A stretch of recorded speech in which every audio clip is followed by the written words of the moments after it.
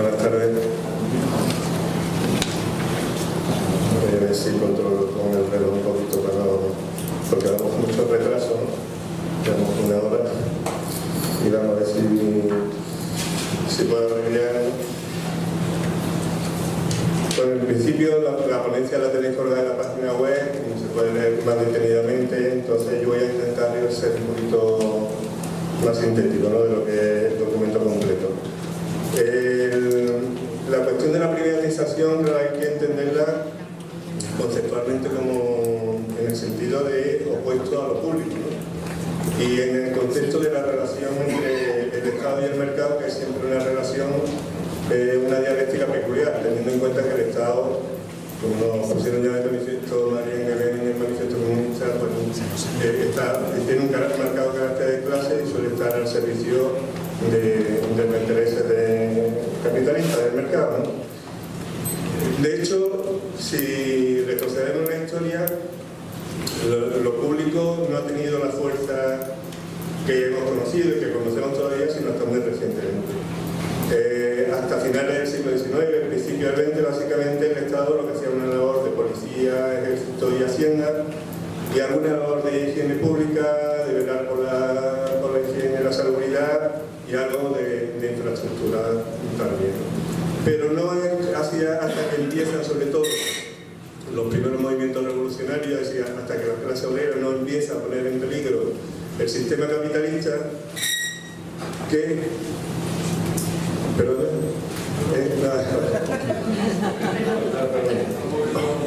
Vale. ¿Qué queréis que bueno, no es hasta que empiezan estos primeros movimientos revolucionarios, básicamente con la revolución también del 17 y luego con el crash del 29, que empiezan a implantarse las llamadas teorías keynesianas, que apuestan porque el Estado se erija en un gran inversor público como un factor tanto de anticíclico, es decir, para combatir la crisis, generar una inversión pública que contrarreste el desempleo, aumente la demanda y ayude a reactivar la economía, como sobre todo como un factor político también de control de las realidades revolucionarias de la clase obrera, ¿no? Esto se desarrolla plenamente, sobre todo a raíz de la Segunda Guerra Mundial. A partir de la Segunda Guerra Mundial, el destrozo que ha sufrido todo el continente, bueno, llegan las ayudas del Plan Marshall de Estados Unidos y se empieza, y además está toda la amenaza que ha supuesto la expansión del bloque socialista por la Europa central y del este, ¿no? Entonces, todos esos factores se conjugan y es cuando comienza el desarrollo de lo que luego se ha llamado el estado de bienestar. El estado de bienestar básicamente viene a generalizar una serie de servicios para toda la población, a universalizar una serie de servicios, la sanidad, la educación, seguridad social, planes de pensiones, prestación de pensiones, etc. Y empieza a reconocer también un cierto ámbito laboral, de negociación laboral, de representación a los trabajadores, la determinación, hasta cierto punto, de las condiciones de trabajo. Esto además fue una jugada que al capitalismo le salió perfecta, es decir, que el estado de bienestar consiguió el periodo de mayor, después de la Segunda Guerra Mundial, hasta la crisis del petróleo en 1973, se produce el mayor periodo de crecimiento económico del capitalismo en la época contemporánea, ¿no? Y eso demuestra hasta qué punto el estado de bienestar le es funcional al propio capitalismo, pero también cómo actúa como cordón sanitario frente a las veleidades revolucionarias, a los movimientos sindicales, que ponen en cuestión el carácter de clase del Estado. ¿Qué ocurre cuando precisamente desaparece esos riesgos? Y a partir del año 70, básicamente, se empieza ya a sospechar. Estados Unidos tenía buena información de que en el bloque socialista, bueno, pues, había una debilidad de fondo importante, y sobre todo ya a partir de la caída del muro de Berlín, todas las tesis neoliberales empiezan a expandirse. Estas tesis neoliberales que vienen a plantear, pues vienen a plantear que, puesto que la clase obrera ya no supone una amenaza, no hay movimientos sindicales con fuerza que planteen un cuestionamiento de fondo del capitalismo, y los propios partidos socialdemócratas también van abandonando esa senda, etcétera, si es que alguna vez la tuvieron, porque tampoco hay razón para mantener el estado de bienestar. Por otro lado, el estado de bienestar se ha introducido en unos sectores que tenían un gran interés económico para el propio capitalismo, ¿no? Eso lo vamos a ver ahora cuando veamos el caso español, por ejemplo. De manera que no solo se desmantela el estado de bienestar, sino que aquellos servicios que venía prestando empiezan a ser considerados como un objeto mercantil interesante para las propias multinacionales, para las propias empresas, etcétera, y por lo tanto como un objetivo a conseguir el sacarlo de la esfera de lo público para ser gestionado por ellos. Con la crisis del 2008, o estafa, como se le quiera llamar, esto queda más que patente, ¿no? A partir de ahí, porque en una fase anterior hay como dos fases en la privatización de los servicios públicos, ¿no? O desmantelamiento del estado de bienestar. Hay una primera fase donde lo que se desmantela es el sector industrial público y de servicios de telecomunicaciones, etcétera, que era un sector muy importante. Estaba el sector naval, estaba el tabacalera, estaba la SEA, estaba los hornos, incluso había un sector industrial muy importante, estaban por supuesto los puertos, los aeropuertos, ferrocarriles, etc. Es ese primer sector de empresas públicas contra el que se empieza el primer ataque, la oleada de ataques que empieza en torno a los años 80. Pero a partir de la crisis económica, donde se redoblan los ataques es precisamente contra el otro sector, el sector ya de lo que son servicios sociales, sanidad, educación, hospitales, pensiones, etcétera, etcétera. Cuidado de todo tipo, ayuda a domicilio, etcétera. Bueno, este proceso además ha tenido un carácter peculiar en España, ¿no? como no podía ser diferente, como no podía ser de otra manera. Aquí se ha dado lo que se ha venido a llamar el capitalismo de amiguetes, ¿no? Y entonces se ha hecho todo con criterios bastante clientelares, basándose en gran medida en las famosas puertas migratorias, que no vamos a entrar a detallar, pero no sabéis a lo que nos referimos. Y bueno, los procesos de privatización se han hecho sin transparencia, no han mejorado la competencia, ni los precios, ni la calidad, y además ha tenido también un factor muy curioso, y es que los principios neoliberales se han aplicado casi con fundamentalismo, ¿no? Más papistas que el Papa. Por ejemplo, no había nada en la normativa de apertura a los mercados o a la competencia que se decía de sectores que antes eran monopolio público que obligara a que el Estado dejara de intervenir en esos sectores, simplemente obligaba a abrirlo a la competencia. Pero aquí no, aquí se interpretó como que el Estado debía retirarse por completo del sistema de ese mercado. ¿Qué ha ocurrido? Pues aberraciones como que la principal eléctrica española, que era pública antes, Endesa, en manos de quien ha terminado después de un proceso de privatización, compra y recompra, etcétera, en manos de Enel. Y en él, ¿qué ocurre? Que Enel es una empresa energética italiana controlada por el gobierno italiano. Es decir, que la principal empresa energética española está hoy no deja de ser pública, pero ya no es pública española, es pública de Italia, ¿no? Una cosa absolutamente disparatada. Bueno, todo esto evidentemente no es casualidad, es decir, no es solo porque ya la clase obrera no la ven como una amenaza, no es solo porque los partidos socialdemócratas han hecho un entreguismo total, sino porque también había por medio grandes beneficios, evidentemente.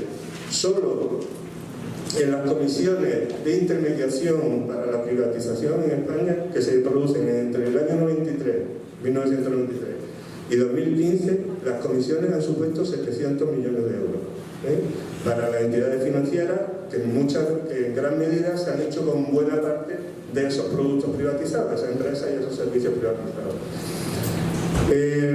Por otro lado, además, en España también se da una peculiaridad, y es que esta última fase de privatización se hace como efecto compensación a multinacionales que en un principio se dedicaban a la construcción, que con el estallido de la burbuja inmobiliaria que dejó destrozar el país, pierden cuota de mercado y como compensación se les invita a entrar. De hecho, casi todas estas empresas en principio eran de la construcción y ahora, si veis, SACIR o HL, etcétera, son empresas que están en todos los terrenos de servicio, limpieza, hospitales, autopistas, etcétera. Han diversificado su negocio y, por ejemplo, para que os deis cuenta cómo se ha compensado, pues SACIR, que en el 2008, por ejemplo, facturaba 3.500 millones aproximadamente en construcción y unos 950 en servicio, de todo tipo a la administración, pues en el 2013 había bajado la construcción a unos 1.900 y ya los servicios alcanzaban casi 1.300 millones de euros. O para que otro dato, para que hagáis una idea del volumen que esto ha ido adquiriendo, Clece, que en el 2003, Clece, la famosa empresa de servicios de Florentino Pérez, es del Real Madrid, pues que en 2003 facturaba 428 millones, 10 años después, en el 2013, factura 1.200 millones de pesetas. Un crecimiento del 300% en 10 años.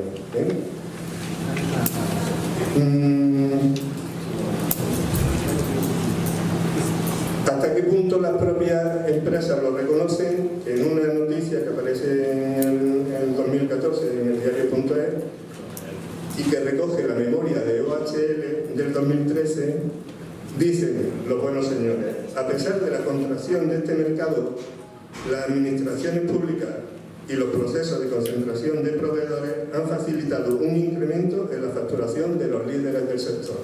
Es decir, que a pesar de la crisis, las disposiciones políticas, que a eso se refiere cuando dice las administraciones públicas, ¿no?, las medidas políticas adoptadas y la concentración, es decir, la entrada es como un elefante en la cacharrería de las multinacionales arrasando con las pequeñas cooperativas, etcétera, que en un principio podían prestar estos servicios, ha favorecido el incremento importante en la facturación de las principales multinacionales.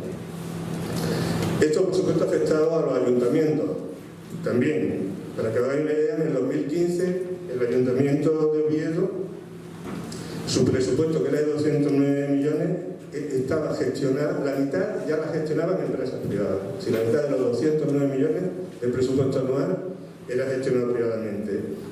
Y en el 2013 también, por dar otro dato, la facturación, la contratación de servicios municipales de limpieza con empresas privadas era de casi 1.600 millones de euros. Solo FCC tenía la contrata de 3.384 municipios de España, de entre ellos los más grandes, sí, para que nos hagamos una idea del volumen que esto ha alcanzado. Las razones, bueno, las medidas no han sido solo económicas, las medidas también han sido políticas, desde el famoso artículo 135 de la Constitución cuando se modificó, que limita los déficits y que obliga a la estabilidad presupuestaria, hasta la llamada reforma local, que ha bloqueado, que ha introducido recortes, ha limitado o impedido el déficit, ha bloqueado la reposición de personal jubilado, etcétera, etcétera, hasta que ha llevado a la administración a un callejón sin salida, o mejor dicho, con una única salida: privatizar. Si tú no puedes reponer funcionarios, tú no puedes reponer personal laboral y tienes que prestar un servicio, al final, evidentemente no te queda otra. Pero vamos, eso está provocado por la medida política, por las propias reformas, no es algo que ocurra porque es inevitable. Bueno, que la privatización se basa en una serie de mantras, ¿no?, de ideas fuertes que van repitiendo una y otra vez y otra vez y otra vez, son absolutamente falsas, ¿no? La primera, que había que acabar con los monopolios y ganar eficiencia, calidad y mejores precios. Bueno, pues esto es sencillamente mentira. La privatización eléctrica, por ejemplo, ha supuesto que hoy por hoy el 72% del mercado eléctrico lo tengan 3 grandes empresas. Eso es prácticamente un oligopolio. Se ha perdido calidad, es decir, cuando tú vas al registro de reclamaciones de los ayuntamientos de la Junta de Andalucía, se ha disparado exponencialmente todas las reclamaciones, por ejemplo, sobre el servicio eléctrico, sobre factura eléctrica y tal, y se ha producido un enorme encarecimiento de la energía eléctrica, es decir, ni se ha mejorado el precio, ni se ha mejorado la calidad, etcétera, etcétera. Lo que ha habido es un negociazo, evidentemente, ¿no? Luego, que es más barata. Otra de las ideas que se dicen. Bueno, pues el Tribunal de Cuentas, que como todos sabéis está afiliado a la Internacional Comunista, el Tribunal de Cuentas de nuestro país, en un informe de fiscalización del sector público local del 2011, dice textualmente: la limpieza diaria era un 75%, un 71% más cara en la privatizada. Y algo parecido ocurre con la recogida de basura, de manera que cuando es pública el gasto medio por habitante es 37,54 euros frente a 52,33 euros cuando el servicio está privatizado. Así que lo de que es más barata, mentira, pero nos lo repiten una y otra vez para, como decía antes Antonio Costa, ¿no? A ver si no lo que terminamos tragando, ¿no? También se decía, bueno, pero es un mecanismo de financiarse, por ejemplo, los ayuntamientos que están asfixiados, pues venden la empresa de agua, ellos tienen un capital, pero es que eso es pan para hoy y hambre para mañana. Y si obtienes un capital hoy, pero probar, por ejemplo, en el caso de Córdoba, la empresa de agua es la joya de la corona, es la que más beneficios da. Si el ayuntamiento lo vendiera, deja de tener una fuente de financiación importantísima, por lo cual tampoco está eso nada claro, ¿no? Para que nos hagamos, esto ha sido un negocio perfecto para todos menos para el Estado, sí, para todos, para una serie de empresas, para una serie de grandes fortunas y intereses financieros. Porque entre todo el proceso de privatización del sector público en España, entre el 1984 y 2011, supuso unos ingresos totales de 45.000 millones de euros, ¿vale? Bueno, pues en el 2011, ya en plena crisis, el valor bursátil, es decir, el valor en bolsa de la empresa esa que se había privatizado era el triple. Pero es que, si nos vamos a los beneficios que obtenían esas empresas, las principales empresas privatizadas en 2010 obtuvieron 20.000 millones de beneficios, también en plena crisis. Y en el 2011 vinieron a obtener, creo, que una cifra parecida, que voy bien rápido y no quiero pararme mucho. En 2 años, en definitiva, en 2010 y 2011, habían obtenido los mismos beneficios que el Estado había recuperado privatizándola y perdiéndolas para siempre. Así que ya sabemos entonces el negocio que ha hecho el Estado, sí, que hemos hecho todos, porque al final el Estado somos todos, ¿no? Los públicos somos todos. Aunque el abogado del Estado decía a la infanta que no, que será un error, a lo de que en Hacienda somos todos, ¿no? Bueno, las consecuencias de las privatizaciones, pues podéis imaginar, han sido un caldo de cultivo de la corrupción magnífico, y ahí no hay más que abrir la prensa o ver el telediario que sea de cualquier medio, todo a diario, y lo que esconde en el fondo es una enorme operación de transferencia de fondos públicos a bolsillos privados. Se da además en un contexto que lo único que ha hecho es favorecer el crecimiento de la desigualdad, en la que España bate récord, España está en la Champions League, ahí sí que vamos a ganar la Champions League, la desigualdad la venimos ganando los últimos años. Pero además de favorecer la desigualdad y por lo tanto favorecer a los grandes intereses económicos y socavar la democracia, cuanto más poderosos sean los capitalistas, los poderes económicos, las élites, más en peligro está la democracia, porque tienen más medios para influir en el gobierno y más medios para hacer lobby, presión, comprar medios de comunicación, etc. y manipular la opinión pública en su beneficio. Pero tiene dos influencias muy inmediatas, muy concretas, voy a procurar ir terminando, sobre los trabajadores. Una es la precarización de las condiciones de trabajo. Cada vez que se privatiza porque así se ha establecido casi como algo casi como cuando el Papa habla es catedral, ¿no? Así que no, indiscutible, siempre hay que precarizar en función del criterio económico, hay que privatizar, perdón, en función del criterio económico se privatiza siempre a la baja. De manera que se entra en un círculo vicioso. Un año se gana la contrata con un precio X, el año siguiente con X menos 1, el año siguiente X menos 2. Evidentemente todo eso, ¿a quién termina repercutiéndole? A los salarios que se les pagan a los trabajadores que trabajan para esas empresas, ¿no? Pero además, privatizando y desmantelando lo público, el sector público se ha erigido hoy por hoy ante la precariedad absoluta y la dificultad para hacer cualquier acción sindical que hay en la economía privada, que nos lo describía muy bien Parla esta mañana, ¿no? Es decir, que hay que recurrir a la clandestinidad en la militancia sindical, etcétera, que ya tiene narices en los tiempos que corren, ¿no? Que esto tenga que ser así. Pues si de algo ha servido, está sirviendo en este momento, el sector público es como un reducto desde el cual se le puede prestar solidaridad y apoyo a esos sectores de la economía privada donde tienen muchos problemas para sindicarse, para defenderse.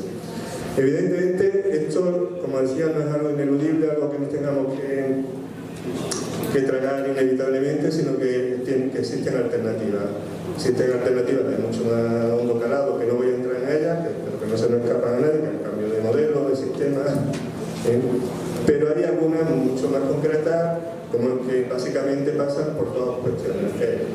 Resistir e impedir que las privatizaciones sigan, porque todavía quedan por todo ese mundo de las pensiones. Fijaros ahí lo que hay, el pastelito que se quieren llevar, nada más que por hablar de uno, ¿no? Pero está por gran parte de la sanidad, por una parte ya también han privatizado, la educación, etc. Entonces, resistir y luego recuperar o remunicipalizar, en el caso del ayuntamiento, volver a la esfera de lo público aquello que se pueda. Por ejemplo, que se puede introducir cláusulas sociales también y de efectivo cumplimiento de la legislación laboral. Se privatiza muchas veces sin exigir que quien se queda con la contrata cumpla siquiera el convenio del sector, lo que es una auténtica barbaridad para los trabajadores, evidentemente, pero se tiene que fiscalizar las concesiones. Normalmente las concesiones no se fiscalizan, por lo que se traduce en un deterioro de la infraestructura y del material, etcétera, que a la larga revierte en negativo, porque es la administración quien tiene que reponer todo eso luego. Aprovechar la caducidad de concesiones para rescatarlas, cuando caduca una concesión de un servicio de agua o de limpieza o de jardinería o tal, aprovechar para plantear posibles rescates y prestación desde lo público, introducirse en los sectores desde la administración como operadores. Por ejemplo, el sector energético, hay ayuntamientos que ya están planteando introducirse como crear operadores energéticos, la ley no lo impide, para intervenir, al menos en la comercialización, y hay quien plantea que también sería posible introducirse en el ámbito incluso de la producción. Y, por supuesto, derogar y eliminar todas las llamadas leyes de sostenibilidad, que no han sido otra cosa más que una ley de recorte y de desmantelamiento de lo público, como la llamada la reforma local. Esto no sigo porque yo creo que vamos muy mal de tiempo. Muchas gracias, y si alguien tiene alguna pregunta.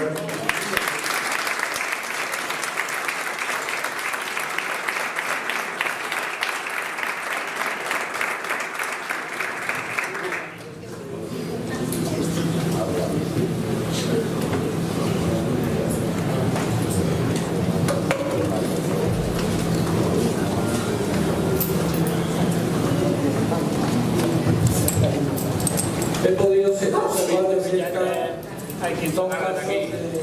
dos ayuntamientos en la concesión de agua, y realmente el principal argumento que utilizaban para privatizar la concesión era la financiación para el ayuntamiento.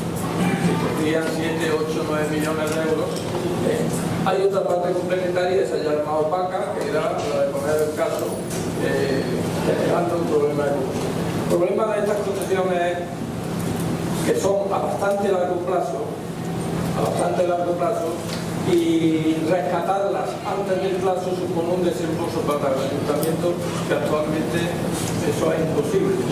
Con lo cual es una situación que se va a generar por lo menos a largo plazo. Hasta que no termine la concesión va a ser muy difícil que se pueda recuperar esa concesión. Hay una cuestión que tú has apuntado, y es que una vez que se hacen las concesiones, los ayuntamientos no hacen caso omiso total de las cláusulas de los pliegos de concesiones. Por ejemplo, se piden auditorías anuales de ver si la gestión del servicio es la adecuada, y no se hace. Entonces yo creo que la única vía que hay es revisando anualmente las condiciones de la contratación. Es la única forma de rescatar sin un coste elevado para el ayuntamiento.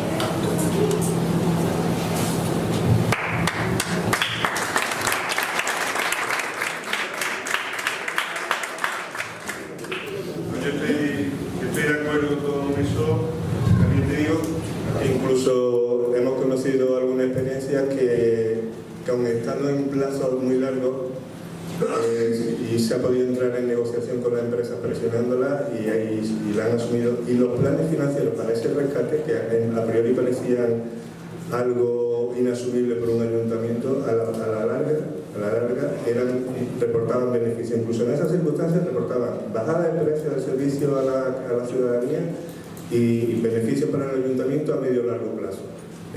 Pero bueno, es verdad que donde más se puede hacer, primero cuando caducan las concesiones y sobre todo vigilar porque se cumplen. Es que no se cumplen, es que la mayoría de las concesiones, por ejemplo de agua, abandonan por completo toda la infraestructura y cuando vuelven al ayuntamiento la infraestructura tiene una pérdida, por ejemplo, de la distribución de agua enorme y que hay que reponer por completo prácticamente. Entonces, eso si se está encima, yo creo que estoy de acuerdo contigo que se puede conseguir más.